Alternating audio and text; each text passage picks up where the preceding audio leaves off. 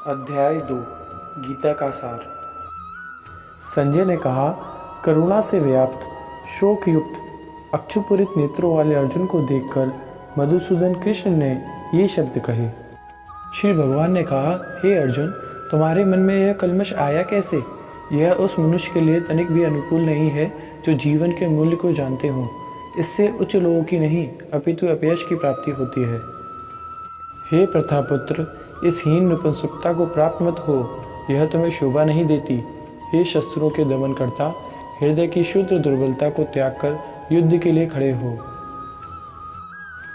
अर्जुन ने कहा, हे शत्रुहंता, हे मधुसूदन, मैं युद्ध भूमि में किस तरह भीष्म तथा द्रोण जैसे पूजनीय व्यक्तियों पर उलटकर बाढ़ चलाऊंगा।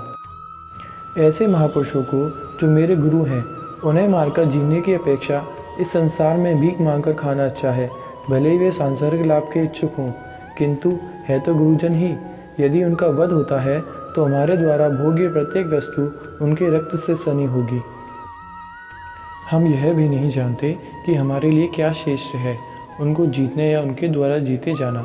यदि हम धृतराष्ट्र के पुत्रों का वध कर देते हैं तो हमें जीवित रहने की आवश्यकता नहीं है। फिर भी वे युद्ध भूमि में हमारे समक्ष खड़े हैं। अब मैं अपनी कृपण दुर्बलता के कारण अपना कर्तव्य भूल गया हूँ और सारा धैर्य खो चुका हूँ। ऐसी अवस्था में मैं आपसे पूछ रहा हूँ कि जो मेरे लिए श्रेष्ठकर हो उसे निश्चित रूप से बताएं। अब मैं आपका शिष्य हूँ और आपके शरणागत हूँ, कृपया मुझे उपदेश दें। मुझे ऐसा कोई साधन नहीं दिखता जो मेरी इंद्रियों को सुखाने वाले शोक को दूर कर सके। स्वर्ग पर देवता के अधिपत्य की तरह इस धन धान्य संपन्न सारी पृथ्वी पर निष्कंटक राज्य प्राप्त करके भी मैं शोक को दूर नहीं कर सकूंगा। संजय ने कहा, इस प्रकार कहने के बाद शस्त्रों का दमन करने वाला अर्जुन कृष्ण से बोला, हे गोविंद, मैं युद्ध नहीं करूंगा, और चुप हो गया। हे भरतवंशी, उस समय दोनों सेनाओं के मध्य शोकनमग्न अर्जुन से कृष्ण ने मानो हंसते हुए ये शब्द कहे। श्री भगवान ने कहा, तुम पांडित्यपूर्ण वचन कहते हुए उनके लिए शोक कर रहे हो जो शोक करने योग्य नहीं है। जो विद्वान होते हैं वे ना तो जीवित के लिए और ना ही मृत के लिए शोक करते हैं। ऐसा कभी नहीं हुआ कि मैं ना रहा हूँ या तुम ना रहे हो, अथवा ये समस्त राजा ना रहे हो, और ना ऐसा है कि भविष्य में हम लोग नहीं रहेंगे। जिस प्रकार शरीरधारी आत्मा इस शरीर में बाल्यावस्था से तरुणावस्था में और फिर वृद्धावस्था में निरंतर अग्रसर होता रहता है, उसी प्रकार मृत्यु होने पर आत्मा दूसरे शरीर में चला जाता है। धीर व्यक्ति ऐसे परिवर्तन से मोह को प्राप्त नहीं होता।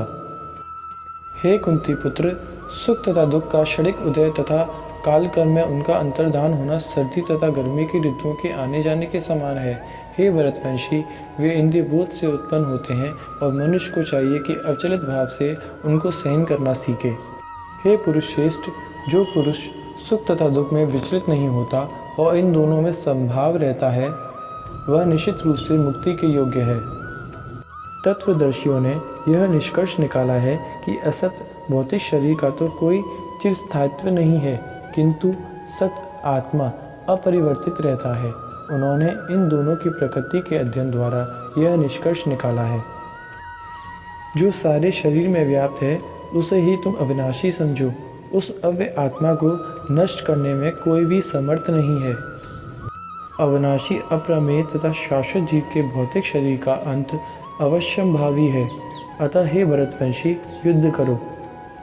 जो इस जीवात्मा को मारने वाला समझता है तथा जो इसे मारा हुआ समझता है, वे दोनों ही अज्ञानी हैं, क्योंकि आत्मा ना तो मरता है और ना मारा जाता है। आत्मा के लिए किसी भी काल में ना तो जन्म है ना मृत्यु। वह ना तो कभी जन्मा है ना जन्म लेता है और ना जन्म लेगा। वह अजन्मा, नित्य, शाश्वत तथा पुरातन है। शरीर के मारे जाने पर भी वह मारा नहीं जाता। हे पार्थ, जो व्यक्ति यह जानता है कि आत्मा अविनाशी, अजन्मा, शाश्वत तथा अव्यय है, वह भला किसी को कैसे मार सकता है या मरवा सकता है। जिस प्रकार मनुष्य पुराने वस्त्रों का त्याग कर नए वस्त्र धारण करता है, उसी प्रकार आत्मा पुराने तथा व्यर्थ के शरीरों को त्याग कर नवीन भौतिक शरीर धारण करता है। यह आत्मा ना तो कभी किसी शस्त्र द्वारा खंड खंड किया जा सकता है, ना अग्नि द्वारा जलाया जा सकता है, ना जल द्वारा भिगोया या वायु द्वारा सुखाया जा सकता है। यह आत्मा अखंडित तथा अघुलनशील है। इसे ना तो जलाया जा सकता है, ना ही सुखाया जा सकता है। यह शाश्वत, सर्वव्यापी, अविकारी, स्थिर तथा सदैव एक सा रहने वाला है। यह आत्मा अव्यक्त, अकल्पनीय तथा अपरिवर्तनीय कहा जाता है। यह जानकर तुम्हारे शरीर के लिए शोक नहीं करना चाहिए। किंतु यदि तुम यह सोचते हो कि आत्मा सदा जन्म लेता है तथा सदा मरता है, तो भी हे महाबाहु, तुम्हारे शोक करने का कोई कारण नहीं है। जिसने जन्म लिया है उसकी मृत्यु निश्चित है और मृत्यु के पश्चात पुनर्जन्म भी निश्चित है। अतः अपने अपरिहार्य कर्तव्य पालन में तुम्हें शोक नहीं करना चाहिए। सारे जीव प्रारंभ में अव्यक्त रहते हैं, मध्य अवस्था में व्यक्त होते हैं और विनिष्ट होने पर पुनः अव्यक्त हो जाते हैं। अतः शोक करने की क्या आवश्यकता है? कोई आत्मा को आश्चर्य से देखता है, कोई इसे आश्चर्य की तरह बताता है तथा कोई इसे आश्चर्य की तरह सुनता है, किंतु कोई उसके विषय में सुनकर भी कुछ नहीं समझ पाते। हे भरतवंशी, शरीर में रहने वाली देही आत्मा का कभी भी वध नहीं किया जा सकता। अतः तुम्हें किसी भी जीव के लिए शोक करने की आवश्यकता नहीं है। क्षत्रिय होने के नाते अपने विशिष्ट धर्म का विचार करते हुए तुम्हें जानना चाहिए कि धर्म के लिए युद्ध करने से बढ़कर तुम्हारे लिए अन्य कोई कार्य नहीं है। अतः तुम्हें संकोच करने की कोई आवश्यकता नहीं है। हे पार्थ, वे क्षत्रिय सुखी हैं जिन्हें ऐसे युद्ध के अवसर अपने आप प्राप्त होते हैं, जिससे उनके लिए स्वर्गलोक के द्वार खुल जाते हैं।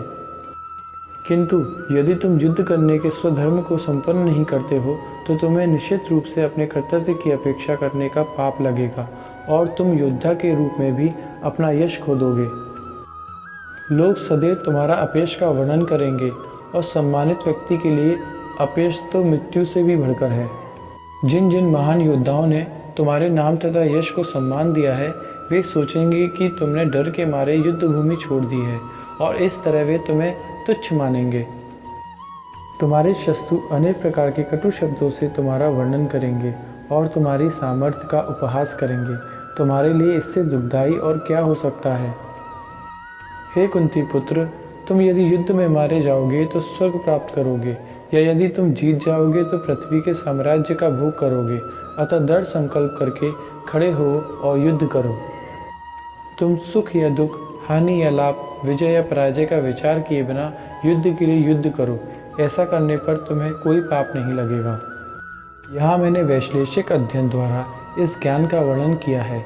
अब निष्काम भाव से कर्म करना बता रहा हूँ, उसे सुनो। हे प्रतापपुत्र, तुम यदि ऐसे ज्ञान से कर्म करोगे तो तुम कर्मों के बंधन से अपने को मुक्त कर सकते हो।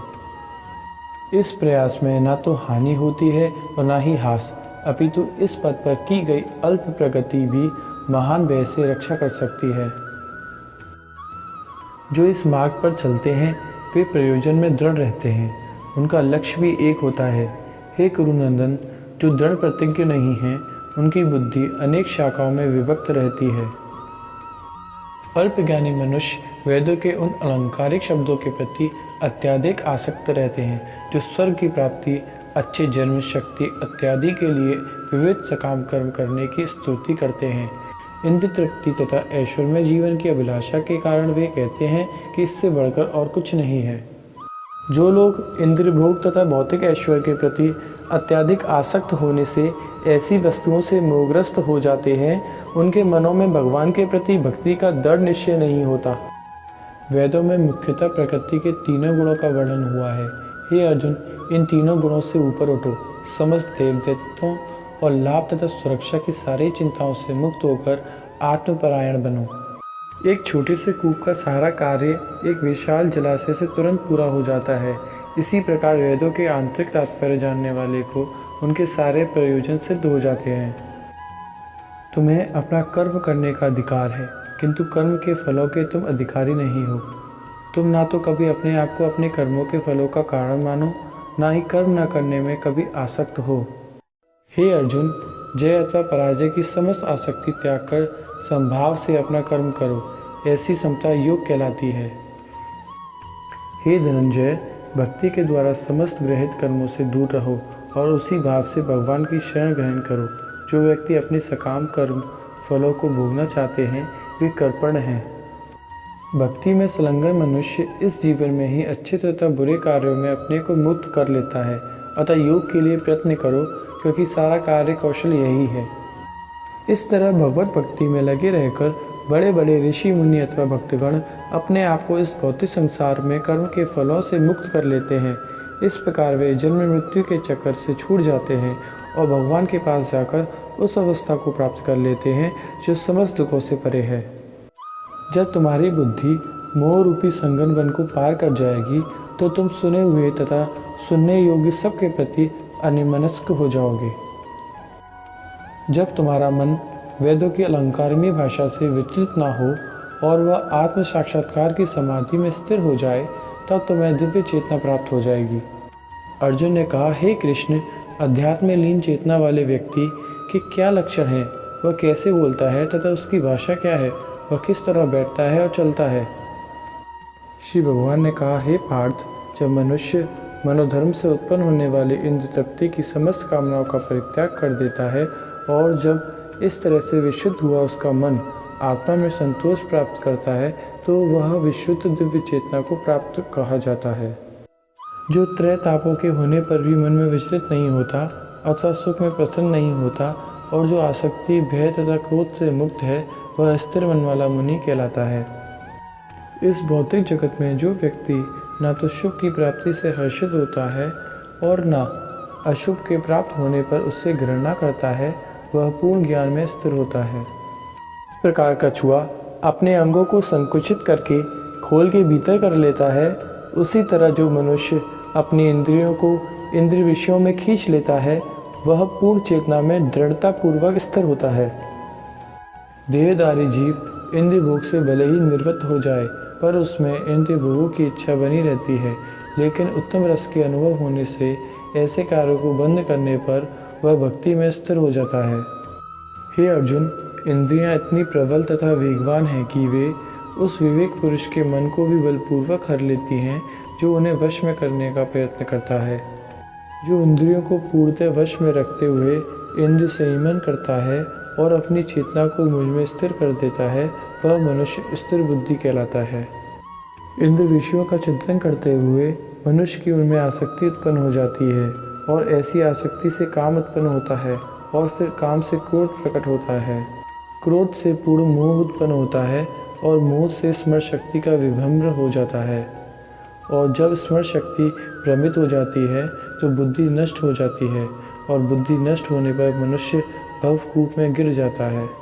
किंतु समस्त राग तथा देश से मुक्त एवं अपनी इंद्रियों को संयम द्वारा वश में करने में सामर्थ्य व्यक्ति भगवान की पूर्ण कृपा प्राप्त कर सकता है। इस प्रकार से कृष्ण भावना व्रत में तुष्ट व्यक्ति के लिए संसार के तीनों ताप नष्ट हो जाते हैं और ऐसी तुष्ट चेतना होने पर उसकी बुद्धि शीघ्र ही स्थिर हो जाती है।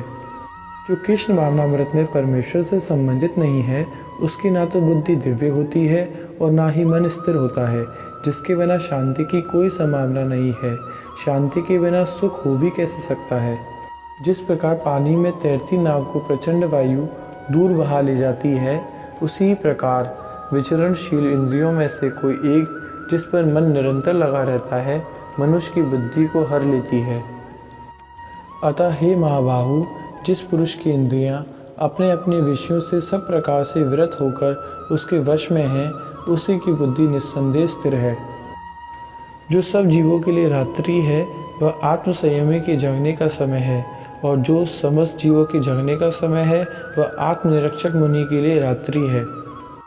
जो पुरुष समुद्र में निरंतर प्रवेश करते रहने वाली नदियों के समान इच्छाओं के निरंतर प्रवाह से विचलित नहीं होता और जो सदैव स्थिर रहता है, वही शांति प्राप्त कर सकता है। वह नहीं जो इच्छाओं को तुष्ट करने की चेष्टा करता हो। जिस व्यक्ति ने इंद्रिय तृप्तियों की समस्त इच्छाओं का परित्याग कर दिया है और जो इच्छाओं से रहित रहता है और जिसने सारी ममता त्याग दी है तथा अहंकार से रहित है, वही वास्तविक शांति को प्राप्त कर सकता है। यह आध्यात्मिक तथा ईश्वर जीवन का पद है, जिसे प्राप्त करके मनुष्य मोहित नहीं होता। यदि कोई जीवन के अंतिम समय में भी इस तरह स्थिर हो तो वह भगवत धाम में प्रवेश कर सकता है।